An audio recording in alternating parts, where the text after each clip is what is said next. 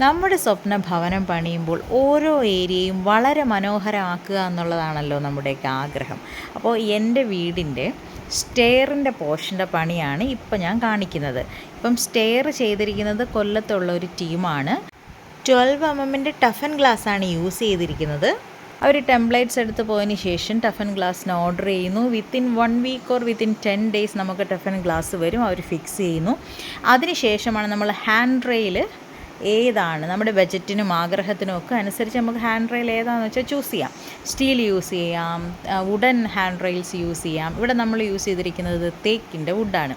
അപ്പോൾ തേക്ക് വുഡ് നല്ലതുപോലെ ആ ഒരു ഫിനിഷിംഗ് ഒക്കെ കഴിഞ്ഞു, പോളിഷിങ് കഴിഞ്ഞു, ആ ഡിസൈനിങ് ഒക്കെ കഴിഞ്ഞതിന് ശേഷം ഈ ഹാൻഡ് റെയിൽ ഫിക്സ് ചെയ്യുവാണ്. ഈ ഹാൻഡ് റെയിൽ ഫിക്സിങ്ങും അതുപോലെ തന്നെ മറ്റെല്ലാ വുഡൻ വർക്ക്സും എൻ്റെ വീടിൻ്റെ എല്ലാ ഇൻറ്റീരിയർ വർക്ക്സും ചെയ്തിരിക്കുന്നത് പ്രീമിയർ ആർക്കിടെക്ട്സ് ആൻഡ് ഇൻറ്റീരിയേഴ്സ് ആണ്. എൻ്റെ brother in law Sushaj CO ആണ് premier architects and interiors company നടത്തുന്നത്.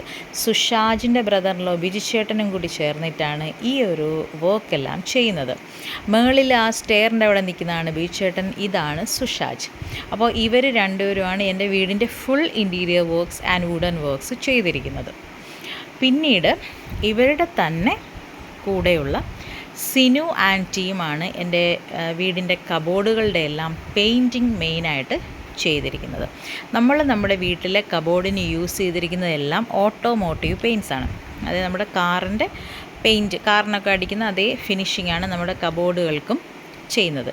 ഇപ്പോൾ അവർ ആ സ്പ്രേ പെയിൻറ്റിങ് ചെയ്തുകൊണ്ടിരിക്കുകയാണ്.